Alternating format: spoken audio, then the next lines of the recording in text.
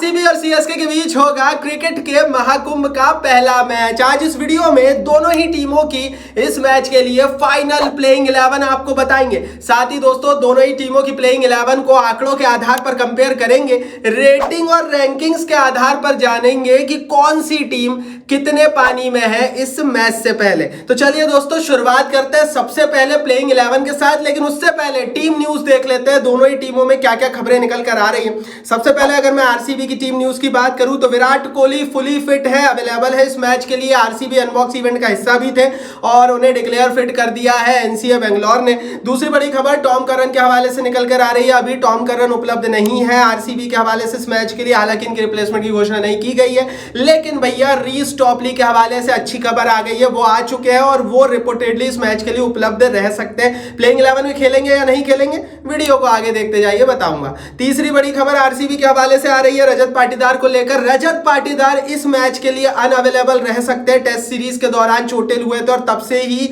खबरें अच्छी नहीं है पाटीदार को लेकर। अभी तक रजत पाटीदार पर कोई भी फाइनल न्यूज निकल कर नहीं आई है। जो भी फाइनल न्यूज आएगी चैनल को सब्सक्राइब कर रखो, और टेलीग्राम पर तो भैया हमारे 24 घंटे का कवरेज चलता है आईपीएल का। Link is in the description box. Telegram पर पाटीदार को लेकर बड़ी अपडेट देंगे। मैच से पहले खेलेंगे नहीं खेलेंगे सब बताएंगे, ज्वाइन कर लो टेलीग्राम पर भी। चलिए दोस्तों चेन्नई सुपर किंग्स की टीम न्यूज देख लेते हैं। तो पहली न्यूज ये है कॉनवे रूल्ड आउट है, अभी तक रिप्लेसमेंट की घोषणा नहीं की है चेन्नई वालों ने। आई डोंट थिंक कि चेन्नई को कॉनवे की सीधी रिप्लेसमेंट मिलेगी और कोई उल्टा ही प्लेयर इनको यहां पर फिक्स करना पड़ेगा। चेन्नई अभी रिप्लेसमेंट की घोषणा नहीं करेगी कॉनवे की और वेट करेगी, क्योंकि अभी की स्थिति में चेन्नई के कुछ प्लेयर्स और इंजर्ड है और चेन्नई देखना चाहती है कि किन डिपार्टमेंट्स में उनको प्लेयर्स की जरूरत है और उसी को फिर रिप्लेसमेंट के रूप में लाया जाएगा। दूसरी रिपोर्ट है शिवम दुबे माइट अनअवेलेबल। शिवम दुबे भी इस मैच के लिए अनुपलब्ध रह सकते हैं, रणजी के दौरान चोटिल हुए थे। इनका भी अभी फाइनल नहीं है, 80% तो ये नहीं खेलेंगे, लेकिन इनको लेकर भी जो फाइनल अपडेट आएगी वो हम टेलीग्राम पर दे देंगे। Link is in the description box में लिंक है।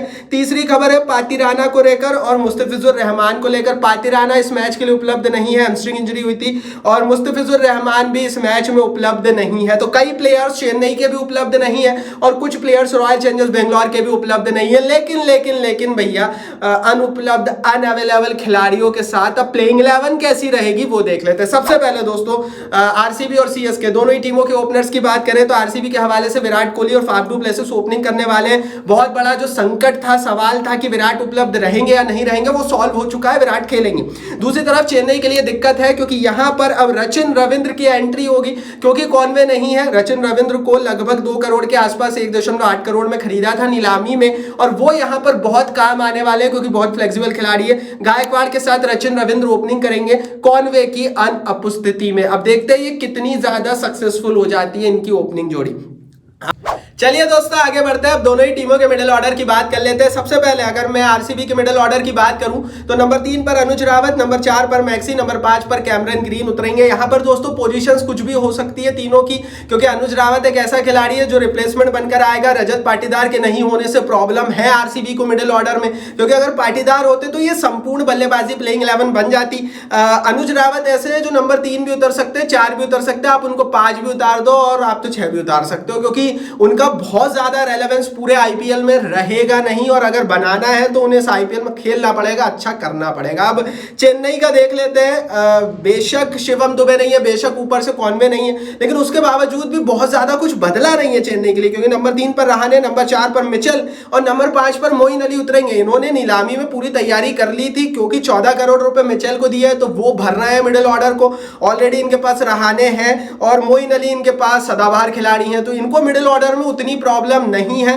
प्रॉब्लम इनको सिर्फ एक थी कॉनवे की, और कॉनवे की रिप्लेसमेंट अगर रचिन रविंद्र बन गए तो चेन्नई बहुत खतरनाक टीम होने वाली है। अब इनका लोअर ऑर्डर देख लेते हैं। आरसीबी के हवाले से दिनेश कार्तिक नंबर 6, नंबर 7 पर महिपाल लोमरोर उतरेंगे। तो वही चेन्नई के हवाले से महेंद्र सिंह धोनी और रविंद्र जडेजा उतरते हुए नजर आएंगे। अब आप खुद ही देख लीजिए भाई कि कौन कितना आगे है लोअर ऑर्डर के मामले में, क्योंकि जड्डू और धोनी ये एक ऐसे खिलाड़ी है चेन्नई की टीम में जो कि इस टीम को रीढ़ की हड्डी का सपोर्ट देते हैं। तो मेरे हिसाब से one of the best lower orders Chennai के पास है। अब गेंदबाजी देख लेते हैं। आरसीबी के हवाले से जोसेफ उतरेंगे 8 पर, 9 पर सिराज, 10 पर करण शर्मा, 11वें नंबर पर आकाशदीप उतरेंगे। तो वही चेन्नई सुपर किंग्स की टीम के हवाले से शार्दुल ठाकुर, दीपक चहर, एम तीक्षणा और मुकेश चौधरी उतरने वाले हैं गेंदबाजी में। तो ये दोनों टीमों की प्लेइंग 11 है पहले मैच के लिए।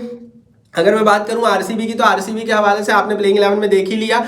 विकेट कीपर का रोल ऐसी परिस्थिति में दिनेश कार्तिक करेंगे, कप्तान प्लेसिस रहेंगे। चेन्नई के हवाले से कप्तानी महेंद्र सिंह धोनी, तो वही विकेट कीपर का रोल भी धोनी निभाएंगे। अब भैया अब कर लेते हैं कंपैरिजन दोनों ही टीमों की प्लेइंग 11 को। अब हम साइड बाय साइड कंपेयर करेंगे, आंकड़ों के हिसाब से देखेंगे कि कौन आगे है कौन पीछे। सबसे पहले करेंगे ओपनर्स कंपैरिजन। स्क्रीन पर आप देख पा रहे होंगे। सबसे पहले अगर मैं रॉयल चैलेंजर्स बेंगलोर के ओपनर्स की बात करूं, विराट और ने मिलकर अभी तक आईपीएल इतिहास में कंबाइंड स्टैट्स की अगर मैं बात करूं, तो कंबाइंड स्टैट्स के रूप में 367 मैचेस में 11,396 रन्स किए हैं। एवरेज 37.9 का है, स्ट्राइक रेट 132 का। दूसरी तरफ अगर मैं चेन्नई सुपर किंग्स के ओपनर रविंद्र गायकवाड़ की बात करूं, तो रविंद्र के पास कोई अनुभव नहीं है, दैट्स व्हाई आंकड़े अच्छे नहीं है। चेन्नई के ओपनर्स के कॉन्वे होते तो आंकड़े कुछ सुधरे हुए होते। 52 मैचेस में कंबाइंड रूप से गायकवाड़ और रविंद्र ने आईपीएल इतिहास में 1797 रन किए, एवरेज 21 का, स्ट्राइक रेट 99 का है। देखो यार, एक तरफ विराट प्लेसिस है तो इनका कोई तोड़ नहीं है, और ये हर टीम को पता है कि विराट कोहली और प्लेसिस अगर ओपनिंग कर रहे हैं तो आप उनका तोड़ ढूंढ ही नहीं सकते। दुनिया में कहीं नहीं है ऐसी ओपनिंग का साझेदारी का जो तोड़। तो मेरे हिसाब से यहाँ पर 4-0 से चारों आंकड़ों में, चाहे वो मैचेस की बात करें, रन्स की बात करें, एवरेज की बात करें, कंबाइंड स्ट्राइक रेट की बात करें, तो कंबाइंड ओपनिंग सारे आंकड़ों में 4-0 से आगे है रॉयल चैलेंजर्स बेंगलोर की टीम। माफ कीजिए, आरसीबी 4-0 से आगे है, क्योंकि इन चारों आंकड़ों में ओपनर्स के आरसीबी का कोई सानी नहीं है, जस्ट बिकॉज कॉनवे नहीं है और एक तरफ विराट और प्लेसिस से। आगे बढ़ते हैं, मिडिल ऑर्डर को कंपेयर कर लेते हैं, क्योंकि यहां पर हो सकता है थोड़ी सी पिक्चर बदलती हुई नजर आए। अगर मैं मिडिल ऑर्डर की बात करूं, तो भैया आरसीबी के मिडिल ऑर्डर ने मतलब अनुज रावत, मैक्सवेल और कैमरन ग्रीन ने मिलकर अभी तक आईपीएल में कंबाइंड रूप से 152 मैचों में 3391 रन किए, एवरेज 30 के लगभग का, स्ट्राइक रेट 144 का रहा। दूसरी तरफ चेन्नई सुपर किंग्स के मिडिल ऑर्डर ने मतलब रहाने, मिचेल और मोइन अली ने मिलकर अभी तक आईपीएल इतिहास में 231 कंबाइंड मैचों में लगभग 5434 रन किया, एवरेज 30.9, स्ट्राइक रेट 133.2 का है। यहां पर दोस्तों आंकड़ा क्लियर कट बताता है, एवरेज के मामले में दोनों ही मिडिल ऑर्डर समान लेवल पर है। स्ट्राइक रेट मतलब तेज रन बनाने के मामले में आरसीबी का मिडिल ऑर्डर ज्यादा आगे है। आरसीबी का मिडिल ऑर्डर तेज गति से रन मतलब ज्यादा चौके छक्के के साथ रन बनाएगा, लेकिन भैया अनुभव, नंबर ऑफ मैचेस और रन्स के मामले में इन दोनों ही पड़ावों पर चेन्नई सुपर किंग्स का मिडिल ऑर्डर आगे है। अनुभव ज्यादा है चेन्नई के पास रन बनाने का मिडिल ऑर्डर को, लेकिन भैया तेज रन आरसीबी वाले बताते हैं। तो दो आंकड़ों में क्योंकि चेन्नई आगे है, तो 2-1 से यहां पर मिडिल ऑर्डर में चेन्नई सुपर किंग्स की टीम आगे है। 1 पॉइंट मिलता है आरसीबी की टीम को। आगे बढ़ते हैं दोस्तों, अब लोअर ऑर्डर का कंपैरिजन कर लेते हैं, बड़ा इंटरेस्टिंग हो गया है कंपैरिजन।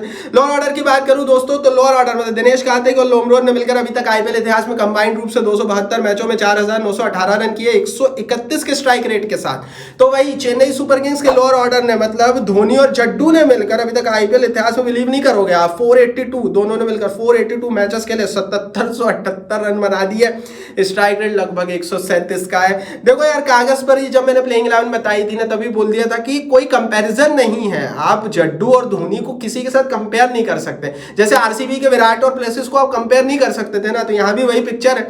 मेरे हिसाब से इन तीनों आंकड़ों में चेन्नई आगे है। दिनेश कार्तिक का ये लास्ट आईपीएल है, साथ देने वाला कोई है नहीं आरसीबी के पास, तो 0-3 से चेन्नई आगे है। बहुत सारे लोग बोलते हैं आपने स्ट्राइक रेट क्यों देखा, देखो यार, लोअर ऑर्डर पे जो भी खिलाड़ी उतरता है ना, उसके पास बहुत कम ओवर होते हैं और उसकी ताकत तब मानी जाती है जब वो तेज रन बनाए, और स्ट्राइक रेट से हमें पता लगता है कि कौन सा खिलाड़ी कितनी तेजी से रन्स बना रहा है। एंड दैट्स व्हाई दोस्तों इन सारे आंकड़ों में चेन्नई सुपर किंग्स अभी की स्थिति में आगे है।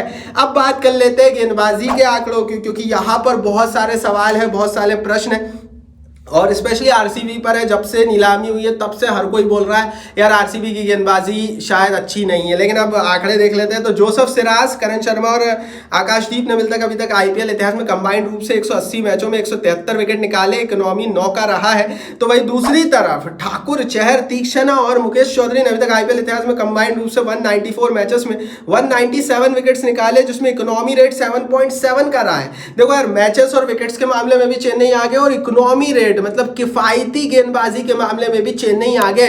चेन्नई के गेंदबाज 7 रन प्रति ओवर के हिसाब से रन लीक करते हैं, आंकड़े बताते हैं। तो वही आरसीबी के ये चारों गेंदबाज जोसेफ सिराज, करण शर्मा और आकाशदीप 9 रन प्रति ओवर के हिसाब से रन खर्च करते हैं। तो यहां पर मुझे ऐसा लगता है कि यहां भी चेन्नई काफी आगे निकल जाती है। 3-0 से यहां भी चेन्नई अभी की स्थिति में आगे कागज पर नजर आ रही है। तो ओवरऑल जब हमने कंपेयर किया, सब पॉइंट्स को जोड़ लिए, तो 6-7 से 6-7 से चेन्नई चेन्नई सुपर किंग्स की टीम फिर बोल रहा हूं कागज पर आगे है। देखो यार, विराट कोहली का दिन हुआ तो उनके आगे कोई है नहीं, विराट से बड़ा खिलाड़ी नहीं है। फिर महेंद्र सिंह धोनी का दिन हुआ तो 4 ओवर में कितने रन बना सकते हैं ये हमने देखा है, लेकिन आंकड़े कागज पर 6-7 से चेन्नई को आगे बता रहे हैं। मैं फिर बोल रहा हूं ये मैच का रिजल्ट नहीं है, मैच में क्या होगा ये मैच में ही पता लगेगा। विराट जैसा प्लेयर अगर अपनी वाली पे आ गया तो पूरी चेन्नई को उड़ा सकता है, और धोनी जैसा खिलाड़ी अपनी वाली पे आ गया तो आरसीबी का नामो निशान बचेगा नहीं। इसीलिए विराट और धोनी के लिए लाइक कर दो, बहुत बड़ा मैच है, आंकड़े भी यही बता रहे हैं, बहुत कांटे की टक्कर है। टेलीग्राम पर ज्वाइन कर लो, खिलाड़ी कौन कौन से उपलब्ध रहेंगे 2 दिन पहले 1 दिन पहले ही आपको बता देंगे। शेड्यूल भी आने वाला है, सबसे पहले टेलीग्राम पर डलेगा।